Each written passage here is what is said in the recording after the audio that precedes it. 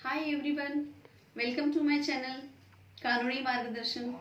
आज मैं आपको एक टॉपिक बताने वाली हूँ जिसका नाम है भरण पोषण। भरण पोषण को आप इंग्लिश में मेंटेनेंस बोलते हो। मेंटेनेंस का मतलब आप समझ रहे हो, बहुत इजी है कि खर्चा पानी चलाना, है ना। जो तो खर्चा पानी चलाने का अलग अलग तरीका होता है कि अगर किसी का डिवोर्स हुआ है तो वो पत्नी अपना खर्चा पानी किससे लेगी। अगर लड़की है, लेडीज है जो अपने मम्मी पापा के साथ रह रही, तो वो उसका खर्चा पानी कैसे होगा। या फिर डिवोर्स होता है तो उसमें बच्चे का भरण पोषण अलग होता है। तो ये टाइप्स ऑफ मेंटेनेंस अलग अलग है। आज हम बात करेंगे भरण पोषण पे क्या कानून है, उसका आईपीसी में कौन कौन से सेक्शंस हैं, मैं आपको डिटेल में बताऊंगी। सबसे पहले हम महिला का भरण पोषण देखते हैं। यदि किसी महिला के लिए अपना खर्चा पानी करना संभव नहीं है तो वह अपने पिता, पति या बच्चे से भरण पोषण की मांग कर सकती है। मतलब कोई महिला है जो शादीशुदा महिला है, वो अपने पति से अपना खर्च पानी का पैसा ले सकती है, भरण पोषण वो कर सकती है। अगर मान लो बुढ़ी महिला है जिसका पति नहीं है, तो वो बच्चे से अपना भरण पोषण ले सकती है। ये आईपीसी में दिया गया है। विवाह संबंधी अपराधों के विषय में भारतीय दंड संहिता 1860 में सेक्शन 493 और 498 के प्रावधान करती है। मतलब जो लेडीज शादीशुदा है, आईपीसी में 493 और 498 में ये प्रावधान दिया गया है इंडियन पैनल कोड में कि उस महिला का भरण पोषण कैसे होगा, 493 और 498 में। अब हम देखते हैं 493। विधि पूर्ण विवाह का प्रवंचना से विश्वास उत्प्रेरित करने वाले पुरुष द्वारा कारित सहवास की स्थिति में, मतलब विधि पूर्ण विवाह जो हिंदू विवाह अधिनियम के तहत जो विवाह होता है उसकी जो प्रक्रिया होती है, 7 फेरे वगैरह लेना, उस टाइप से अगर विश्वास उत्प्रेरित किया है, हाँ कि मैं विश्वास दिलाता हूँ कि मैं तुम्हें पत्नी स्वीकारता हूँ, ये ऐसी स्थिति में 493 में ये सहवास की स्थिति में आता है। वह दोनों से किसी भांति के कारावास से दंडित किया जाएगा।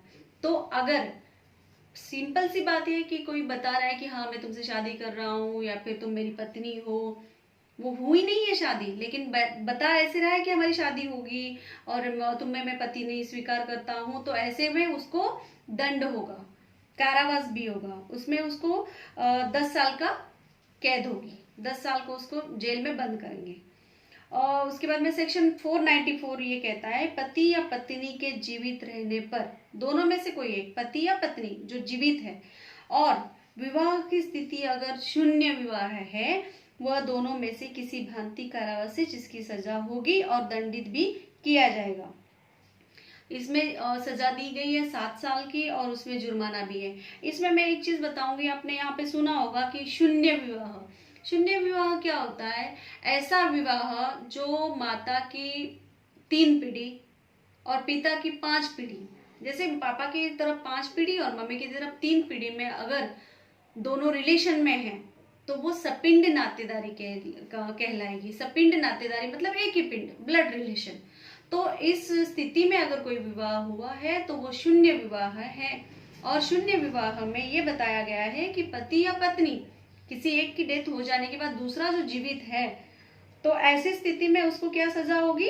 7 साल और उसके साथ जुर्माना भी दिया जाएगा भरण पोषण केस में, मेंटेनेंस केस में। अब बहु विवाह के लिए आवश्यक है कि दूसरी शादी होते समय रस्म रिवाज पर्याप्त ढंग से हो।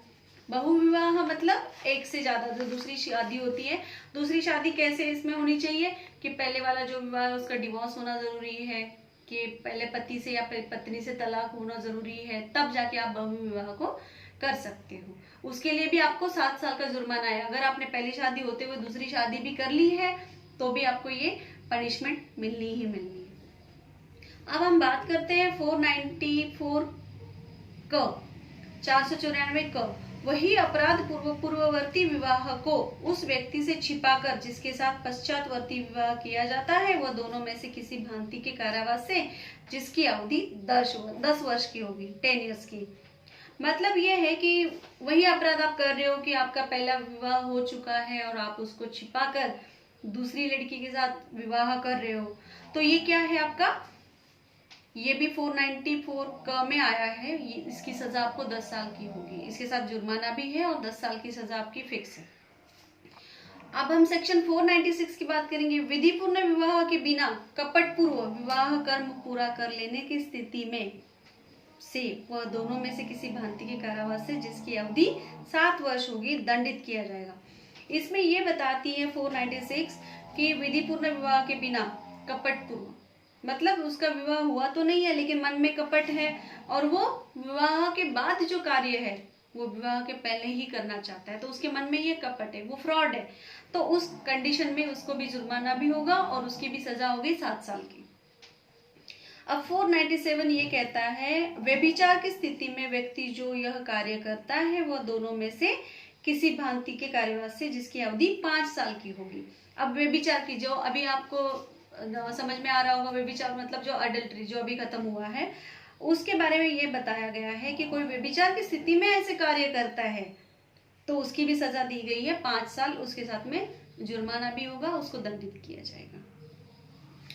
अब बात हम करेंगे कि 498 आपने सुना होगा, तो इसके अंतर्गत ये आता है कि यदि कोई व्यक्ति विवाहित स्त्री को आपराधिक आशय से फुसला कर ले जाता है या लेके आ सकता है या फिर ले जा सकता है, दोनों चीजें इसमें हैं, या निरुद्ध रखना, तो वह दोनों में से किसी भांति के कारावास जिसकी अवधि 2 वर्ष की होगी, जुर्माना भी होगा और वो दंडित भी होगा। 498 में ये बताया गया है कि कोई विवाहित स्त्री को, है ना, आपराधिक आशय से, गलत तरीके से, उसके माइंड में गलत तरीका है और उसकी वजह से वो लेके आता है और अपना कार्य पूर्ण करने की कोशिश करता है, तो 498 में ये दिया गया है कि उसको 2 साल की सजा भी है और उसके साथ में उसको जुर्माना भी दिया गया है। अब नेक्स्ट वाला जो है, अब हम 498 में ही और एक उसका सब क्लॉज है, तो 498 क में दिया गया है सन 1983 में भारतीय दंड संहिता में ये संशोधन किया गया है, मतलब इसमें एक अमेंडमेंट हुआ है जिसके अंतर्गत अध्याय 20 क पति या पति के नातेदारों द्वारा क्रूरता के विषय में क्रुएल्टी बताई गई है, मतलब उस लेडीज का पति या फिर उसके रिश्तेदार, इनके बारे में ये 498 क बोलता है कि अंत स्थापित किया गया इस अध्याय के अंतर्गत एक ही धारा 498 क है, जिसके अंतर्गत हमें ये बताया है कि किसी स्त्री के पति या पति के नातेदारों द्वारा उसके पति क्रूरता करने की स्थिति में दंड एवं कारावास का प्रावधान है। इसके अंतर्गत बताया है कि जो कोई किसी स्त्री के प्रति क्रूरता करेगा, मतलब उसको छल कपट करेगा, उसके साथ में मारपीट करेगा, तो उसको कारावास की सजा इसमें बताई गई है जिसकी अवधि 3 वर्ष तक की होगी या जुर्माने से या दोनों से दंडित किया जाएगा। शॉर्टकट में आपको ये समझना है कि 498 क में जो अमेंडमेंट आया है उसके अंतर्गत ये बताया गया है कि जो पत्नी है उसको साथ में अगर पति के रिलेटिव्स जो भी क्रूरता करेंगे, क्रुएल्टी करेंगे, तो इन सब के लिए सजा होगी 3 साल की और उसके साथ में जुर्माना होगा। तो आई होप आज का टॉपिक आपको समझ में आ गया होगा, जिसके बारे में मैंने आपको भरण पोषण बताया है, मेंटेनेंस बताया है और सजाएं भी मैंने बताई है कि कौन से सेक्शन की अगर सजा, कौन से सेक्शन का केस अगर है उसमें कितना आपको जुर्माना और कितना आपको सजा होगी। आई होप आपको समझ में आया होगा। अभी तक आप मेरे चैनल पे अगर नए हैं तो please subscribe my channel. Thank you so much.